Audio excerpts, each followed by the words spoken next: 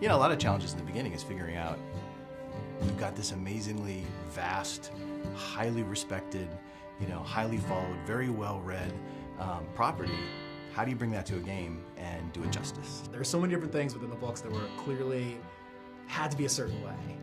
There was so much strife about whether we were going to do Tom Bombadil at all, and the conversation about, well, Tom Bombadil wasn't in the movies, and there's a reason why it was cut. We had a very strong belief on what we thought was going to make this story great.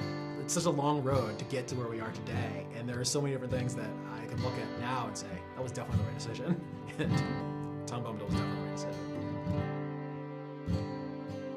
So at launch, it was, we had 8 regions. We kind of worked our way through the Shire. We ended up in Angmar. It was we thought, huge world at the time. In fact, I think at the time it was one of the largest pieces of landscape ever released for a game. Eyes and ears and hearts and minds and everything opened up to us to see how we addressed, how do you do a story in this world? We can't be Frodo, right? I mean, these are the things that people thought the game was going to be, that I could be Frodo and I'm going to run through Middle-earth. We had to get them to understand what our take was, that we were allowing you to tell your own story within Tolkien's story. Our goal was, this has to look unlike any place that anybody's ever been in an MMO, right? And hopefully also in an RPG, because when you read about Moria, it's this big, huge, giant, expansive, cavernous place. The idea was to use, to make it a landscape space with not one, but 2 separate height maps. So there'd be a height map for the floor and then a height map for the ceiling. That was something we'd never done before, doing the vast landscapey interior dungeon.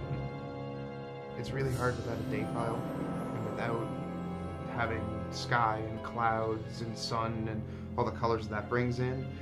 And you could have 2 stretches that have the same grass pattern, the same little huts, and you swap out sunny blue sky for crazy red, green, shimmery, evil thing, and it totally changes the look and feel. Not having that in Moria, it was much more challenging, yeah.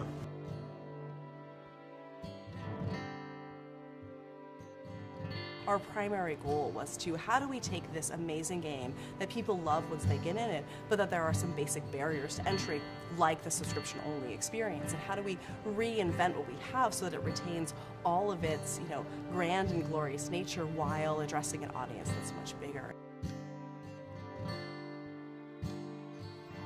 We are standing on a mound of content that is almost 10 years old, going back to when we first started early development of the Turbine.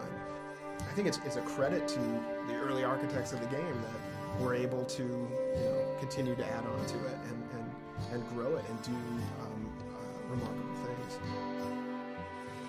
Coming into Rohan, we have a totally new space. We have a totally new way of playing across it. And I think that being able to go out onto these vast plains and ride your war steed and challenge these, mounted bands of marauders, I think we come to a whole new chapter in Middle-earth. This is where the War of the Ring begins. At a high level, we're sort of, the training wheels are coming off. We're out of Eriador, we're east of the Misty Mountains, into the very epic, action-oriented portion of the fiction. And being able to tell that story is extremely exciting.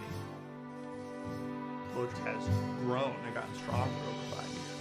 Which is a huge testament to this game and to this team.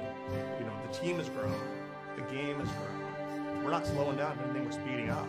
It's going to be a fantastic 2012.